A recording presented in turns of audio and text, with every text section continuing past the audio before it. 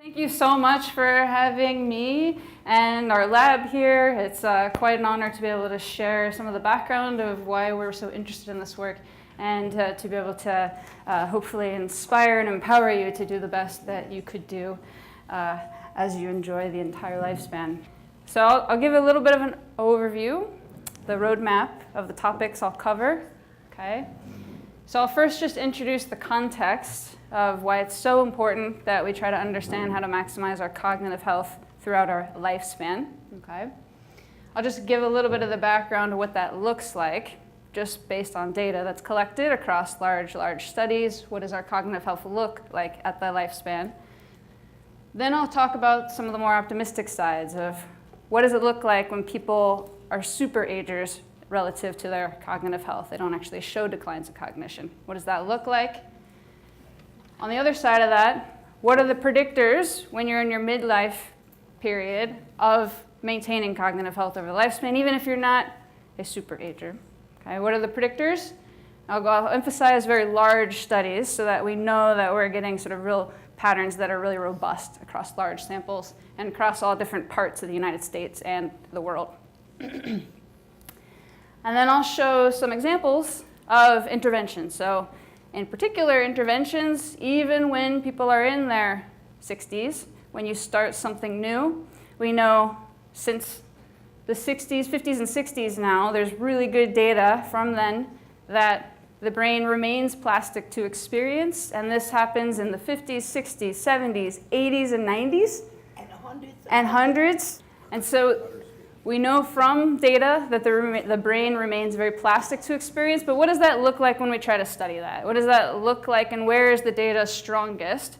Our lab focuses on types of cognitive engagement and physical exercise, and there was recently a large federal report that looked at that did a systematic review of lots of intervention trials, and it does happen to be that these are the two that have some of the most promise. So I'll show you what some of that data look like that I've been involved in, okay, and other studies.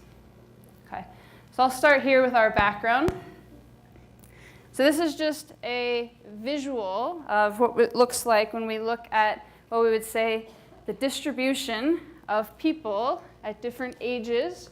This is age going from 0 to 100. Okay. This is 1956, and the width of these bars represent how many people are at these different ages. Okay, and you can see that in 1950s, we have more people sort of under 50 and less people over 65. Right? Go to 2006, we start to see this sort of bellowing up a little bit. All right, and now we here have a projection for 2050. Okay. So what we're seeing is that people are living longer. We're going to get to the point where we're, let's say, top heavy, where we have more older adults, people that are later in their lifespan, than we do younger people. And that'll be the first time that the world has really encountered this type of scenario. Indeed, if the pace of the increase in life expectancy in developed countries over the past centuries continues, more than half of the babies born since 2000, we're getting up to the kids that are in college now, in developed countries will live to 100, right? So they will live to 100. We will experience increasing trajectories like this. And again, this will be the first time that the society has had to face this. This is in part due to because we are getting better at treating things like cancer and heart disease and other things that may have otherwise sort of had people not live as long as they used to. But we're not, what we need to pay attention to today is that we're not as necessarily getting that far in sort of understanding how to maintain cognitive health in that late period. We're getting there, but there's a lot of work to do. So that sets up the scenario that we have that we need to work on. So this is an average picture of cognitive abilities that are measured in the laboratory. Okay. They typically will measure cognitive abilities with different tests so that we know it's just not sort of a strange thing with one little test, but have a couple tests that all sort of measure the same thing. So this would be an example of speed of processing, just taking in information quickly and representing it and accurately. Working memory, maintaining multiple things in your mind at once. You're driving and you're trying to listen to someone talking to you and giving you instructions. So maintaining multiple things at once. Long-term memory. You meet someone, say today, you learn about what they had for lunch and what they like to do for hobbies, and then you see them tomorrow at a grocery store. Can you put together what you guys talked about and remember that? So these would be things that on average, and this will be a theme, this is an average, tend to decline from our 20s to our 80s. So we're all in this once we hit adulthood. We're all in it, and we're sort of on the average hitting this sort of negative decline. World knowledge and information that we acquire over time from reading and factual information, this tends to stay steady and increase. So things like it gets generalized into wisdom or just semantic information that we know. Okay. Importantly, behind that mean, if you pull back the curtain from that mean, there's a lot of individual differences, which we say is that we are all very different, and we can see a lot of examples of people that don't experience that typical average decline, and that serves as a case study for us to understand how that works. So what we have is, this is an example of each dot is a person, and this is a measure of speed of processing, like I showed you had the average decline. But notice the magnitude of how people differ. You have some people here that are at the same level as those in the 20s, okay? Whereas some people do experience what we would propose as a decline, even though this is measuring at each age. We're not following these people over time because those studies don't exist that much that go from the 20s all the way up to the 80s. Okay, this is if you have someone that is followed over about 5 to 6 years, and the line represents the measurements that you take in this laboratory measure over, let's say, 5 to 6 years. And again, there's lots of differences. People are very different, and some people stay stable, some people improve, some people stay stable, some people decline. So this is the type of variability that we want to understand because we want to be stable. We want to be stable, and so we want to understand how do we can see that this is possible. Okay, so that was speed of processing, which is just really just the ability to respond quickly and accurately to things in the environment. Let's say you're driving and a pedestrian comes out. Okay, that would be a lab-based model of it.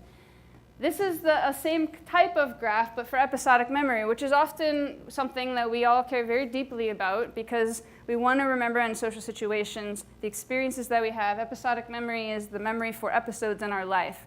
Acquiring information about those experiences, the person you meet at the grocery store, the person you meet that's from a family member, keeping those details in mind over time.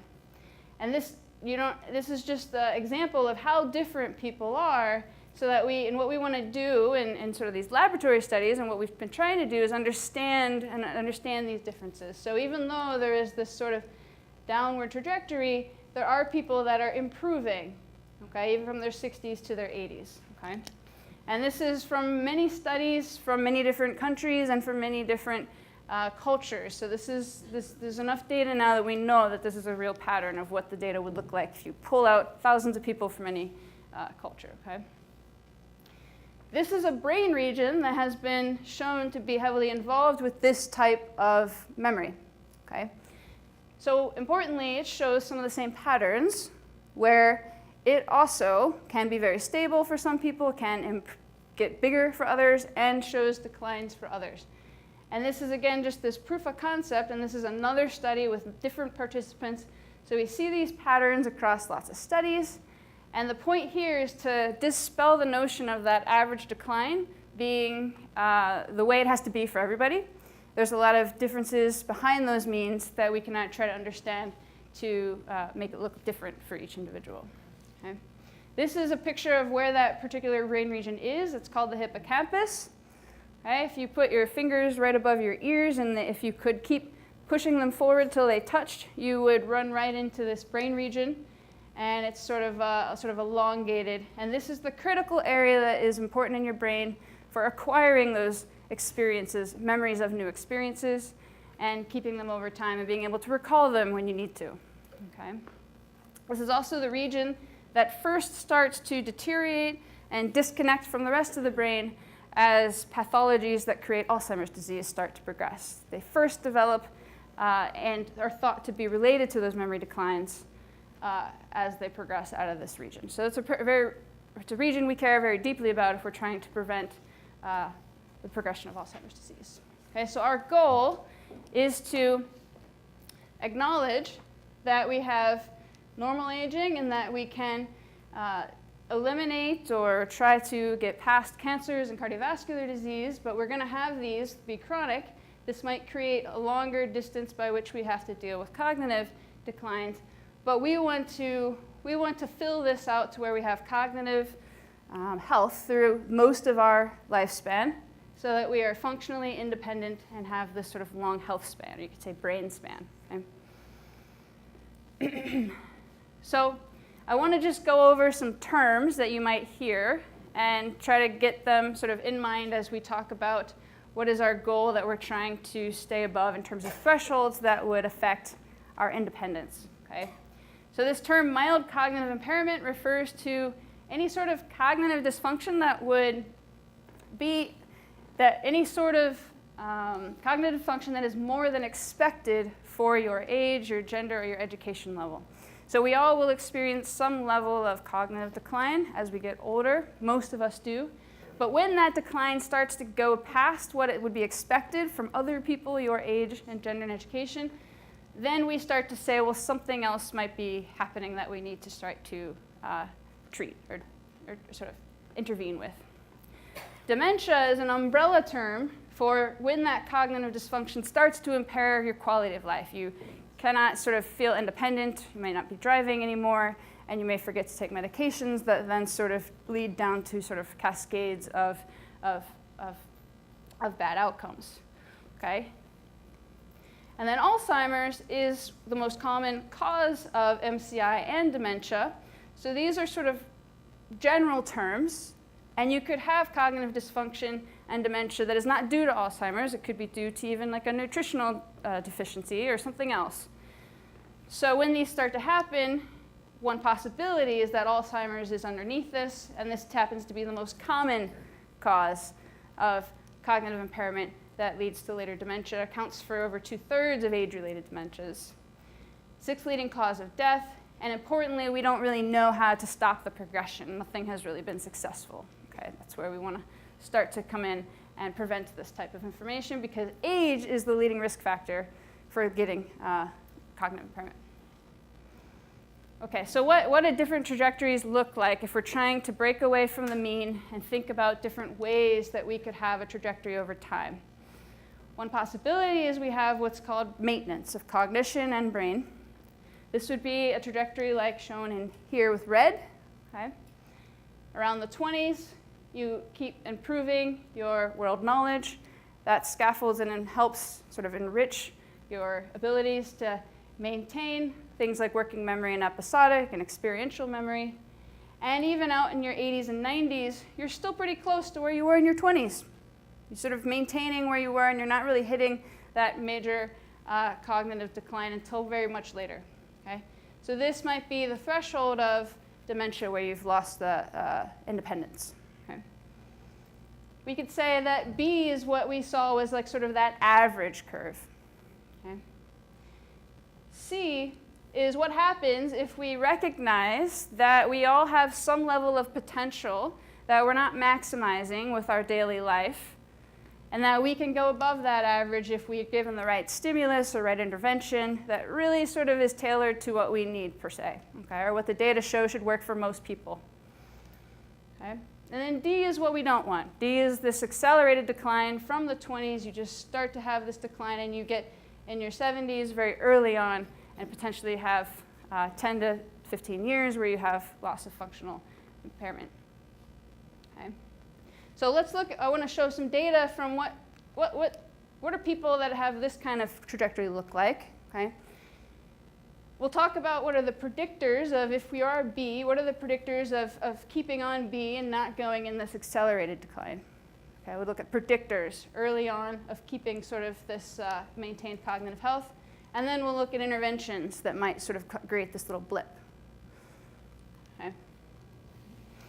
So the superagers study is an example of people that have been able to stave off what would typically be what happens to most of us in terms of our brain and our cognition. Okay? This is a study in Northwestern in Chicago. Okay? They are selected on the criteria that they're over 80 years old. They have episodic memory, which is this ability to acquire information about our experiences and keep that and keep it as detailed as possible. They have, based on a lab test, episodic memory at or above the expected score for people in their 50s. Okay? They have a normative range of verbal fluency, just their ability to generate words that start with F or A or different types of animals. Okay? And they have normal abilities to sort of switch between tasks. Okay? So there's no inability to express the memory. Is one way to think about that. And importantly, they work really hard to find these folks. There's only about 5% that they find when they have thousands that they interview to try to see. So it's a rare thing, so don't feel bad. It's rare. But we can learn from them, and that's the important part. This is just an example of the score on the memory task. For anyone that has experience with this, this would be the Ray Auditory Verbal Learning task. Okay? This would be what they're calling the super cognitive agers, people that are in their 80s, have a typical trajectory, and then middle-aged in the 50s. Okay? So the superagers are at the level of the middle-aged. And importantly, this isn't a fluke, right? They didn't just show up to the lab, have this great score, and it was just a good day. They followed them and tested them on multiple tasks, and this is visit 1, and this is 1.5 years later. Score on 2 different types of memory that get this ability of getting experiences. This is the word list, which is give you a fit list of 15 words. We do something else for 30 minutes. And then I say, what were those words? And how many can you recall? Some of you might have done this. This task is, I'm going to read you a story. We do something else for about 30 minutes. And then I say, hey, what was that story? Can you tell me as many details as you can? Okay, so we're modeling everyday experiences that you might experience, and we want to sort of capture that with data. And this is their stability, even in their 80s, over 1.5 years. So they're not showing declines. It's a real phenomenon. Okay? So I want to show a little clip, because you say, well, gosh, I want to meet these people. I want to see what they look like. This is a little clip as a vignette of just one of these people, and it talks about the study and gives a little picture of the things that they've found. Bill Goralnik turns 87 next month. But he's not slowing down much. Well, I don't feel my age. The Chicago area retiree is in tip-top shape physically and mentally. It's that last part that piqued the interest of researchers at nearby Northwestern University, which is conducting a study of so-called superagers. Superagers are individuals who are over age 80 who have memory performance that is at least as good as individuals in their 50s and 60s. Emily Rogalski and her colleagues want to know how superagers have defied not just dementia, but the age-related slowing of memory that most people experience late in life. And we think if we can understand the factors contributing to superaging, it may offer new hypotheses and new ways to explore the challenges in Alzheimer's disease. Researchers so far are finding something unique about an outer brain layer in superagers that is critical for memory and other key functions. So when we look at the cortex of their brain, we see that on average that it looks more like a 50-year-old brain than it looks like an average 80-year-old brain. Rogalski says superagers are often extroverts with strong social networks, suggesting a brain benefit to having good friends. Years ago, Goralnik helped form a men's group that now has over 100 members. He and his pals bike, play tennis and water volleyball, and have regular lunches and meetings. I think all relationships give you a better feeling of well-being. Heather Snyder with the National Alzheimer's Association says people often think about what goes wrong as a risk factor for later life dementia, rather than what goes right to prevent it. And by studying superagers, we can get information about what might be contributing factors of how our brains are structured, our social interactions, how our heart health feeds into our brain health, and use that information for thinking about strategies for prevention and treatment of Alzheimer's and other dementias. Although there's no guarantee superagers got to where they are by traveling the same path, they do offer hope. Perhaps if we expected a bit better from ourselves, then we would understand that not all aging is doom and gloom and talking about things changing for the worse. And that we all have a shot at a brighter cognitive future. Mike Householder, Associated Press.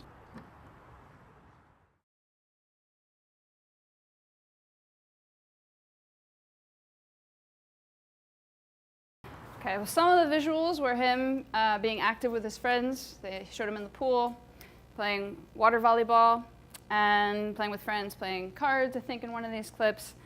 And you heard a little bit about their personalities. They tend to be high in extroversion and low on sort of anxiety. And they have this, it seems to be a trend that it's not that their lives have been free of stress, but they cope very well with stress. They're very resilient to stressful events. Okay. So I'll show some of the images that they were showing of the brains as well. So what they looked at was, can we look and see there's evidence in the brain that they are not showing the adverse effects of aging?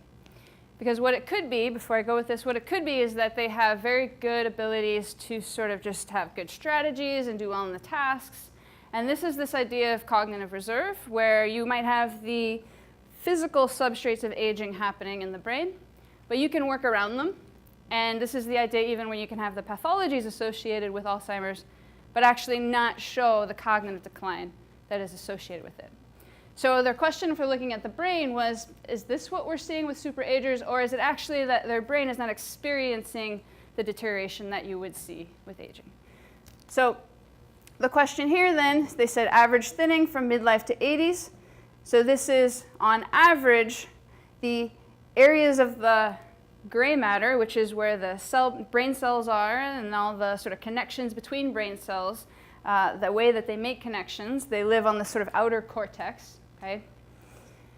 The areas that are in orange are sort of getting thinner as you get older, typically.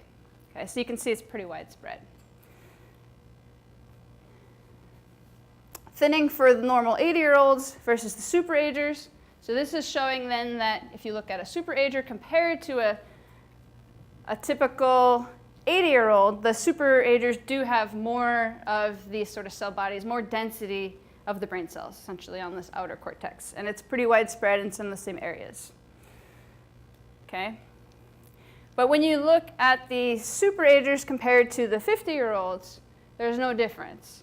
So the superagers really have the brain, so to speak, in the way that they've measured here, of the 50 to 60-year-olds. They're not showing that shrinkage in this area of these areas of the brain. And in fact, they have greater volume in this one particular area, which has become of quite interest. So all of these people have, well, not all, but many of them have said that they would donate their brains.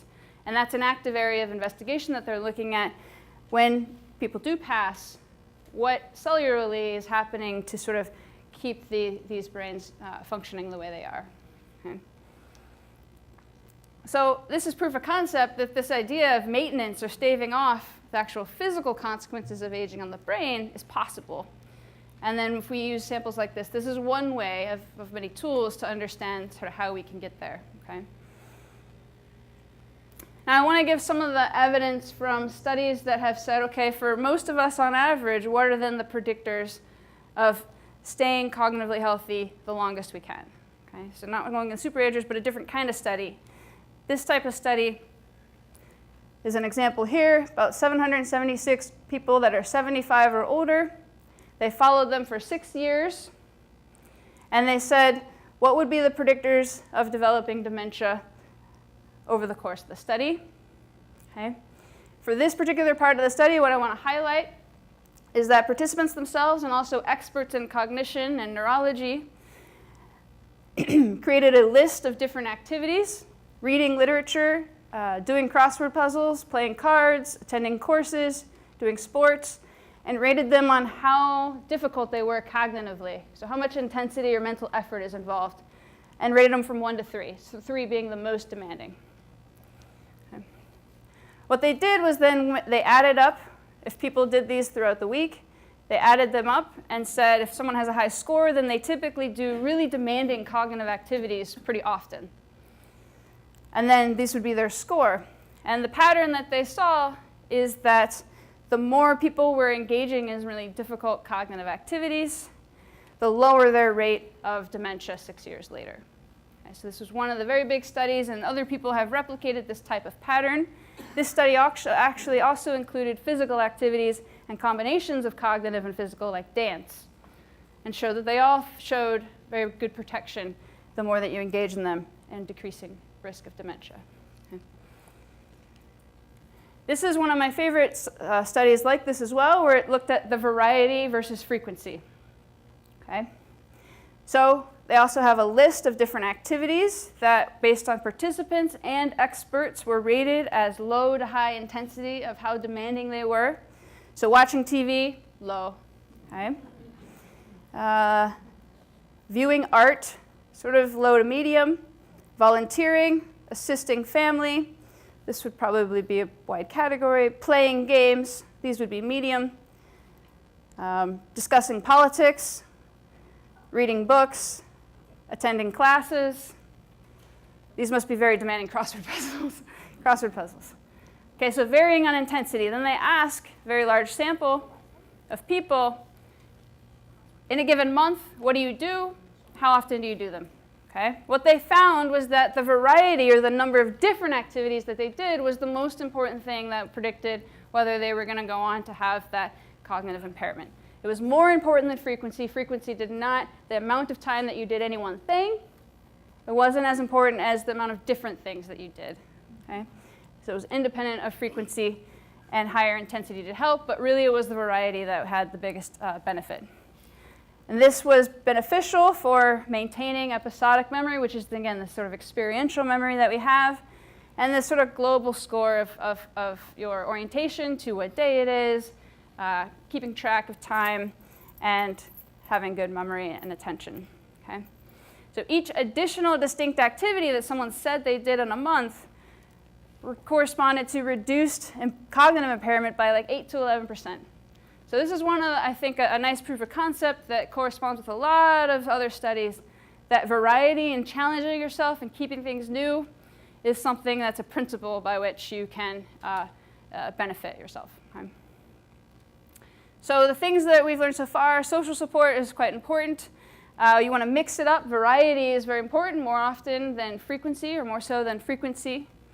And keeping it challenging, always kind of getting out of your comfort zone to make yourself learning more and sort of and having an adaptive, I guess you could say. So this sums it up as well. It's a fortunate person whose brain is trained early, but if not, again and again, and who continues to use it to be sure not to lose it, so the brain in old age may not wane. Okay? These were one of the first investigators that actually looked at, in animal models, if they were exposed to a very sort of enriched environment with lots of tunnels and things to play with. This was actually work in the 60s that they showed that they had heavier brains and more connections in their brain. Okay? So I'm going to switch to physical activity. So this is having physical movement, and studies are done in the same way in this way. Okay? About 700 participants in their 70s and 80s, followed over 5 years. They all wore a wrist monitor that measured how much movement they had in a given day. And they said, this is their physical activity measurement. For those that were most to least active, does that give us any information about whether they were likely to go on to have cognitive impairment, specifically Alzheimer's type dementia? So what they found was that the people that were the most active had the people that were most active had a 2 times lower risk for dementia. Okay? In other words, the least active were more than twice likely to have dementia later. Okay? And they checked that cognitive decline in this period of time before that physical activity period didn't predict that physical activity. You could say, well, maybe they were already experiencing cognitive decline, and that's why they had lower physical activity, and that's why physical activity showed that they had lower, that's why physical activity was related to whether they were going to have later cognitive decline, because they were already having it, and that's what made them less active. But that wasn't the case. Okay? So cognitive decline in this period before they got physical activity did not predict how active they were, which is an important part of the study. So that gives us some evidence from a very large population study that did an objective measurement of movement. It wasn't asking people how active they were, it was actually measuring it. Was predictive of whether they were likely to get Alzheimer's. Okay. They also looked at other different categories and looked at just total amount of movement versus how fast they were moving. Again, sort of asking, well, does intensity matter, or is it just me moving around? This is a big question that we try to answer. And they found that the people that were most active and the people that had the most intensity in their movement, this would be sort of the vigorousness of your movement. Okay, it's not looking at heart rate, but just movement of the body. They were less likely to have decline overall over 6 years this episodic memory that we care so much about. Semantic memory is more just sort of the facts or the names of things, like I know that McDonald's is a restaurant, or I know that Iowa City is a city. These things weren't unaffected as much because they don't decline as much. And episodic memory, though, was staved off. Working memory, perceptual speed. So things that typically would decline didn't. Okay? So we say, well, how does this work? What are the ways that we think that physical activity would be beneficial for the brain? One thing that we think is very important, and that the literature is starting to identify more often too, is this idea of cardiorespiratory fitness. This is when we are active, something that typically our body will improve. Okay? This is the ability to just take in air. What's being shown in here is when you take in air, how well can your muscles use that air to create energy, and how well can your heart put blood back to the muscles, and you can use that to create energy. Okay? So it's a measure of your just metabolic abilities and the ability for your heart to function as you kind of work up your energy. Okay? So the technical term is the amount of oxygen in milliliters you can use in 1 minute per kilogram of your body weight to just create energy. So if you really are working hard, what is the maximum ability that you have to create energy? Okay. So this is a recent study you may have seen a headline for. Okay. This is a population study in Sweden. They did a maximal exercise test in 1968. So they pushed people, the way you measure this, you push people to your physical max, and you say, how far can you go on a bicycle? How long can you go on a bicycle? We're going to make the resistance really hard. How much work can your body put out? And how much endurance do you have? You could think of stairs too. Okay, how many stairs can you go up? And they followed those people for an average of 29 years. Up to 44 years, they followed them. Okay? The most fit when they were in their 40s, so in their midlife. The most fit when they were in their 40s. Okay? They drank more wine. They had lower blood pressure. They tended to show less dementia and Alzheimer's disease, and this again 40 years later. So this is reminiscent of the idea that actually the first signs of the pathology starting to grow in the brain are actually in our sort of 40s and 50s, decades before we start to experience these sort of overt cognitive decline. Okay. And overall, they estimated that there was a reduced risk by about 88%, and it delayed the onset of Alzheimer's by 5 years. And this is, again, though, the cardiorespiratory fitness that was in the 40s. Okay, so this is, again, just sort of this idea of things that you can do in your sort of middle ages that sort of translate to protection later on. And this is just a table showing that the more energy people were able to generate, the more work output they had in their 40s, the less likely they were to have dementia 40 years later. Okay? And I wanted to highlight that this is reflective of actually probably 5 to 6 studies that have shown a similar type of result, that it's beyond physical activity, the amount of fitness you have or your endurance, your aerobic endurance is very predictive down the road of your risk for cognitive decline. Okay? So to add to this then, we think that this is an indicator, again, that heart health is quite important. This ability for your heart to keep pumping and deliver blood to the muscles. Monitoring blood pressure, very important to treat as soon as it starts to go up. Okay? Monitor resting heart rate, which I think is a very good way to get a sense of your body's sort of just resting metabolic rate. Okay? Having a lower heart rate, but not too low, so 50s to 60s, is fantastic. But just knowing what your resting heart rate is will give you a sense of when you do get physically active, where are you relative to that resting point? Okay? And then, as much as you can, try to engage in aerobic activities that get you breathing hard and have a sort of a little bit of a sweat. But of course, check with your doctor if that's not something you typically do. And in our studies, we also sort of work people up to the level that they could try to get more endurance. Okay, so these things would be very good pieces of advice that have been shown in a lot of data, a lot of studies. Okay, so I'm going to end here by just talking about some of the interventions. And again, this is looking at this curve here where we have, let's say on our average trajectory, what can we do that can kind of bump us up even in our 60s and 70s? Okay? We can sort of discover this potential that's within us.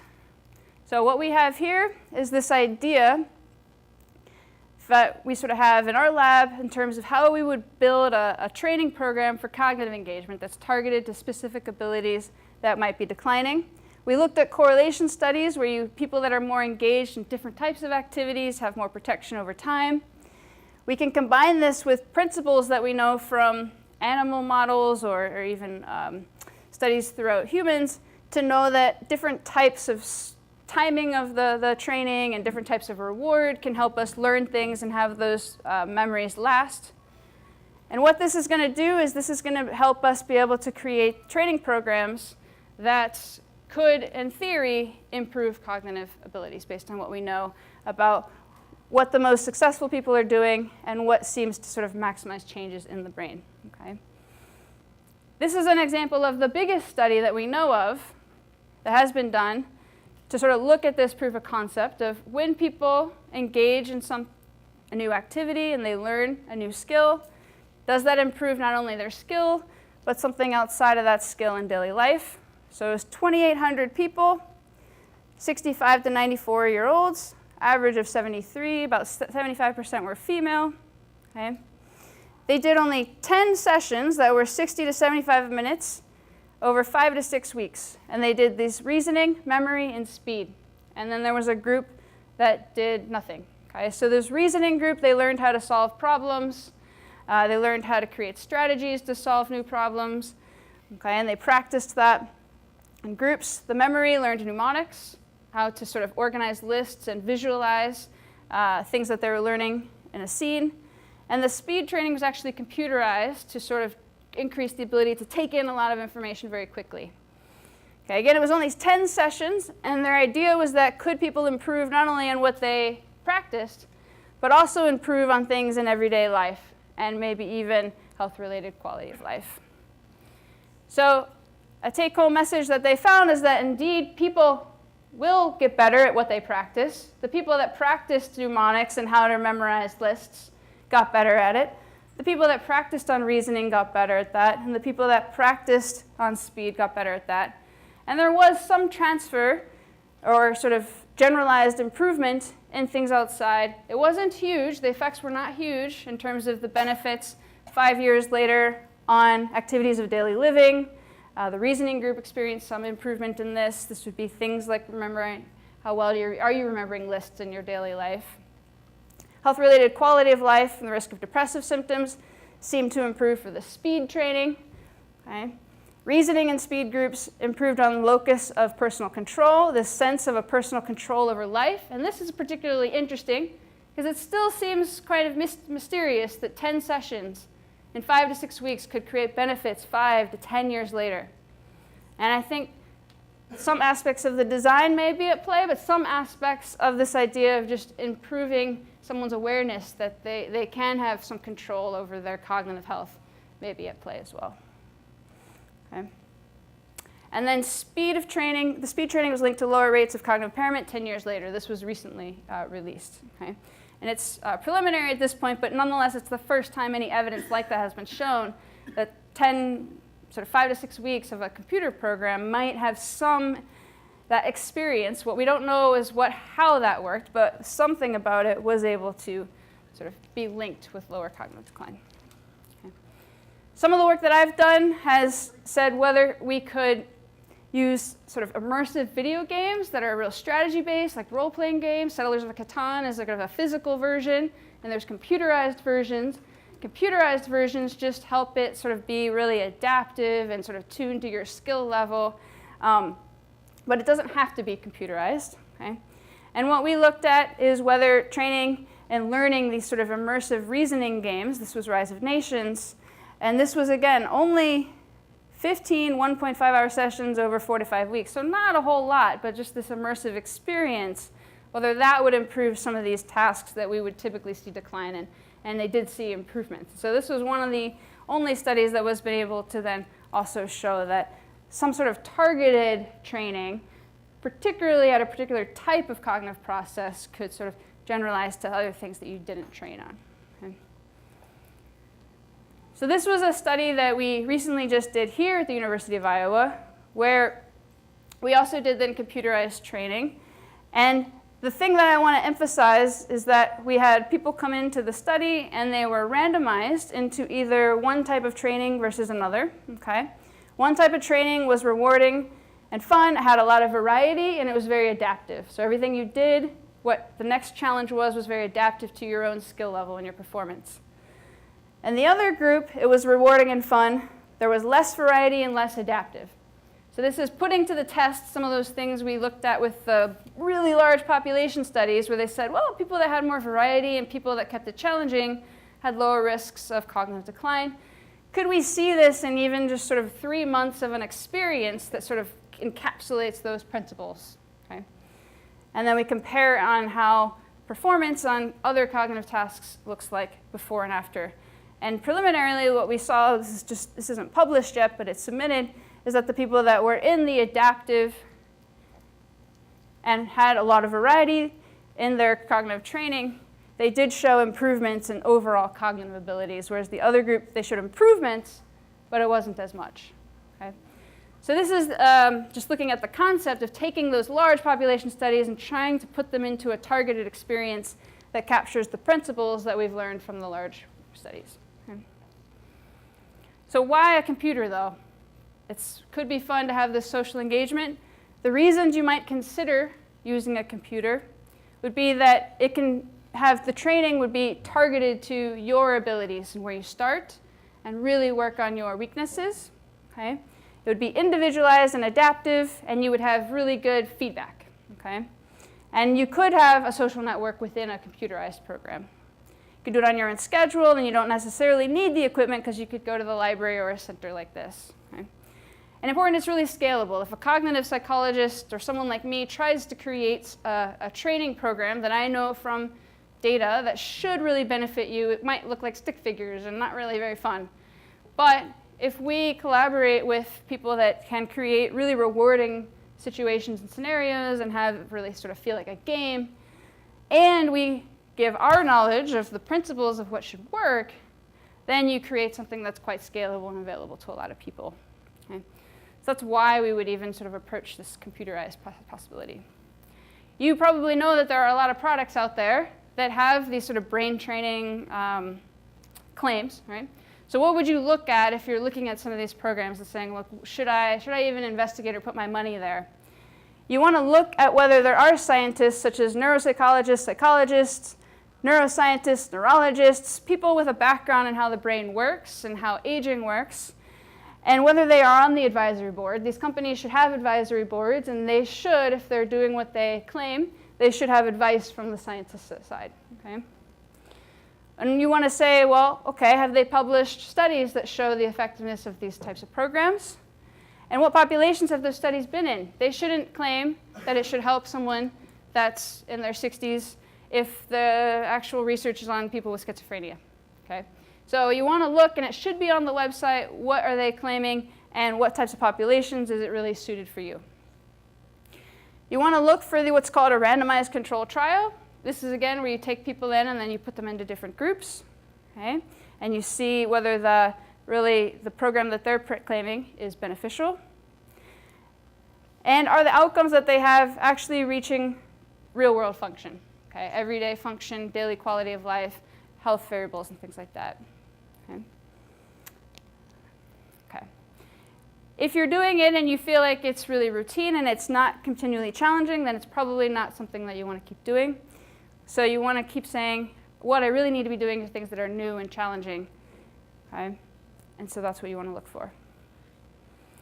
I know we're getting really short on time, so I'm just going to talk a little bit about the exercise, physical exercise interventions. Okay?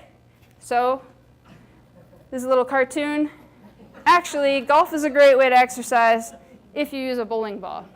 I think this gets to the point, again, of that we all know physical activity is good for us, but we don't really have a sense of like exactly how you would maximize that time.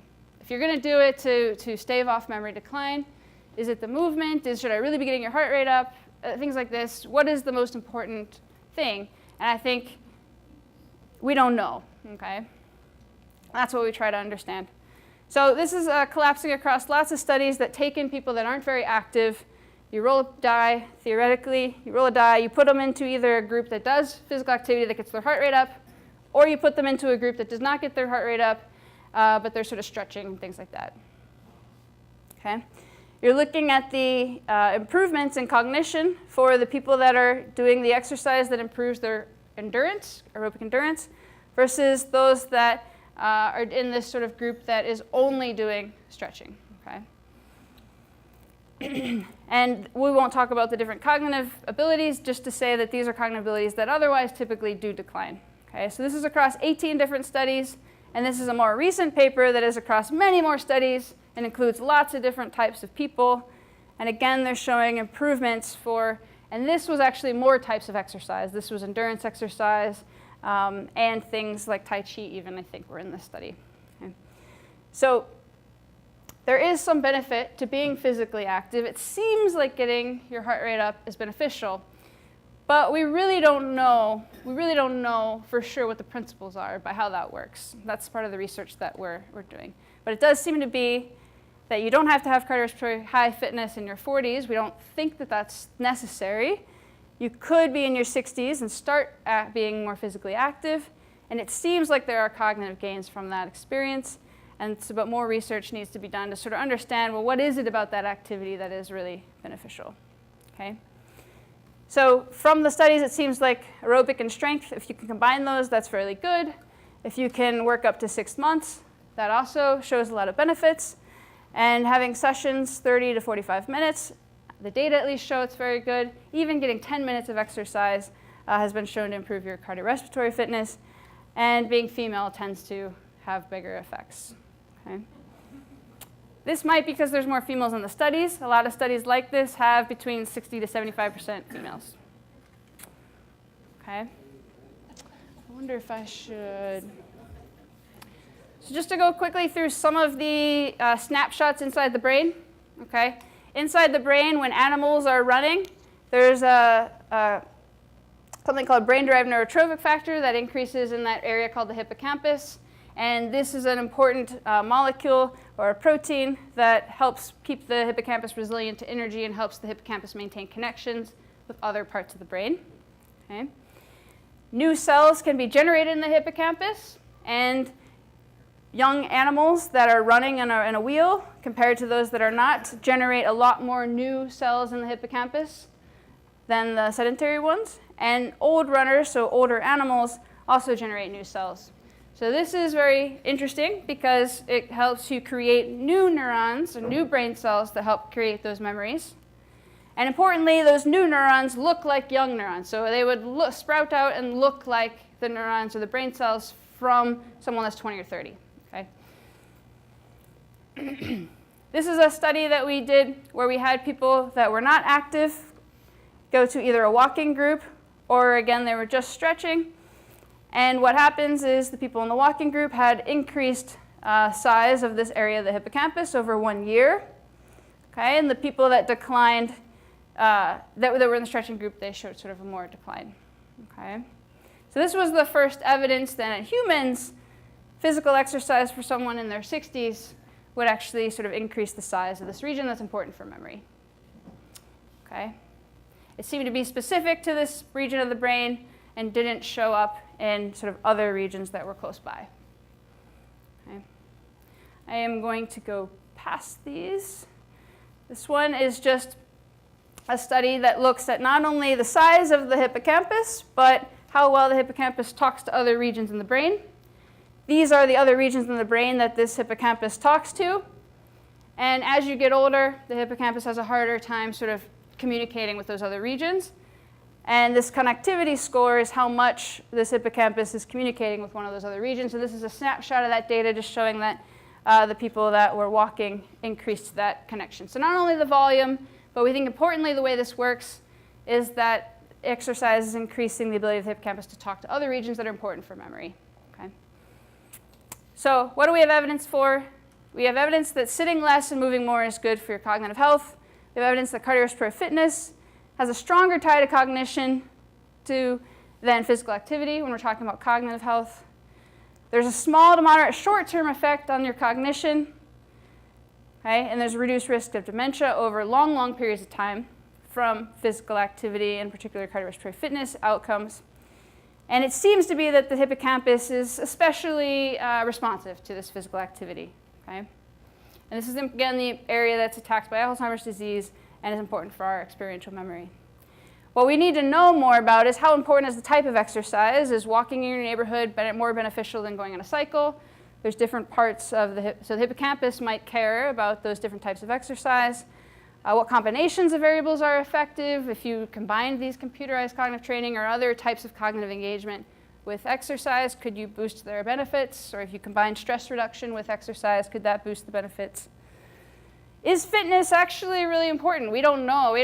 We know from the long-term studies that fitness seems to be beneficial. But we don't know from the trials where we randomize people to different groups whether for you, your change in fitness would be important. We actually don't have a lot of strong evidence for that. So that's one thing that our lab is very interested in, is understanding how important is it that you need to actually change your fitness level. Okay.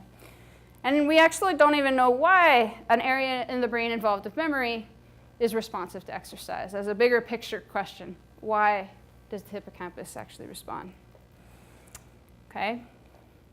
So I'm going to end there, because I know I've had you sitting, and I just told you that you shouldn't be sitting. I want to thank everybody in the lab. Okay, that we have a lot of people. These are the people that have worked on the studies, and some of the newer members that you might meet if you come in and do any of our studies. In particular, Connor Worf is someone that everyone would talk to if they're involved in our studies, and Lauren Reist is one of the exercise trainers. Chris Oler will be involved in the studies that involve different cognitive engagement. Okay. And then we have a lot of collaborators that we work with. This is a really team sort of effort. And we have funding from the National Institute of Aging to do our work in the University of Iowa. And we couldn't do our work if we didn't have fantastic participants that were engaged in sort of contributing to research. So this is us, and I'm happy to take any questions if you still have time. Thanks.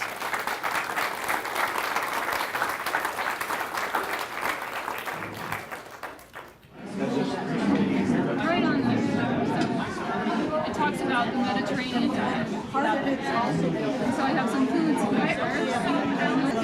See what she in person or online. Oh, she got salad. Well, I can't.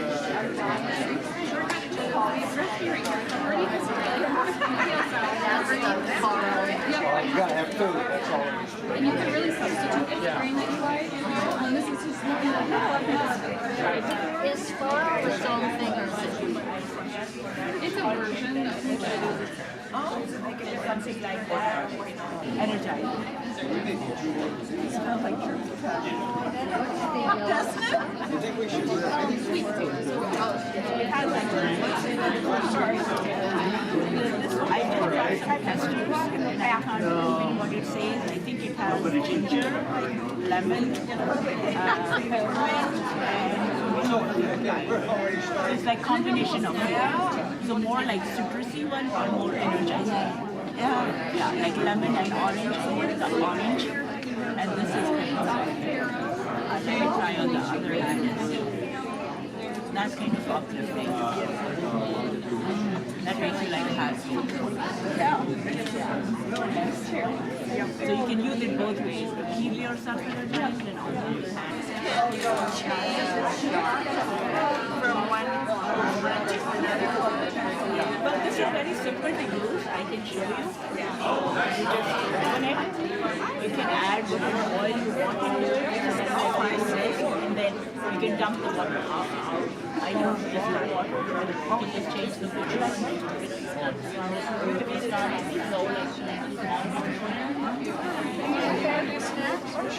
Those also have some memory in them as well. I know something.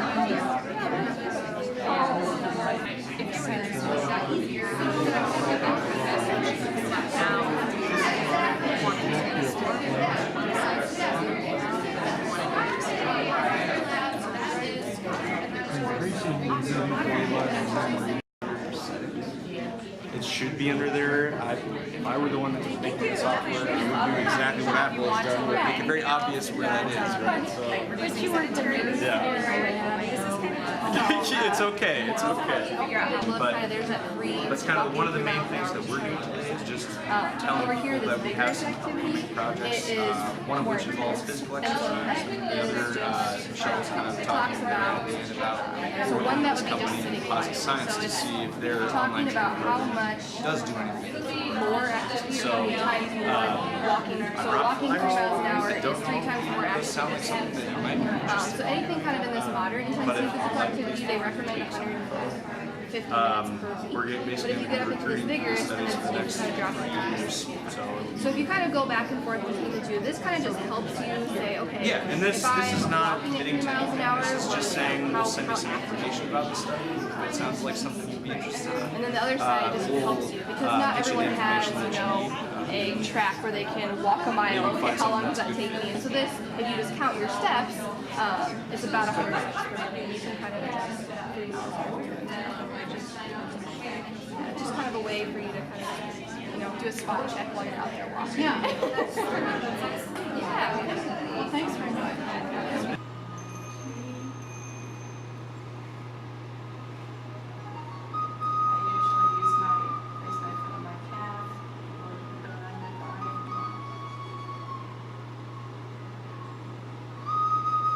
It's actually the exact same pattern. I'm just having to throw them a little higher and throw them a little faster. But no, there's a trick called the shower. And that's what that is, where you're just throwing one as a normal throw, and then you're what they used to call. That's right. When I'm juggling, and that's Slightly actually higher. probably the most asked question I get when I juggle in public. What I'm looking at is the pattern. And the reason I'm doing that is because your brain is a lot more skillful than you realize and can process a lot of information. So what it's doing is I can see if I actually throw one over here, I know just by seeing it cross, I see that it has a lot more momentum. Because if I look at just one ball, I'm missing all the information with the other balls and I'll drop them. So you have to look at where the activity's happening, where the center is. So you have to do it with one until you get comfortable. Yeah, that's what I usually. You're done? Okay. This is a first, this is. You nearly. That's easier. Toot, right? Top or toot, yeah. But V doesn't V or what? V-A-I-L. Oh yeah, sure. Something with my dominant hand, because that's what you've been used to for so long. So I think it definitely helps. But I mean, some people are ambidextrous when they do sports and things, and then in other things they're just right-handed or left-handed. So it could be that it would be comfortable either way for you. But yeah, definitely in this position, and I just try to throw the ball up. This is me. I'm actually trying to just throw it straight. See how it kind of a little bit goes that way because I'm already kind of pointing that way. So it only takes just a tiny bit going over that way for it to go enough distance where it's going to get to your other hand. So that's kind of the way I'm having trouble getting that third ball.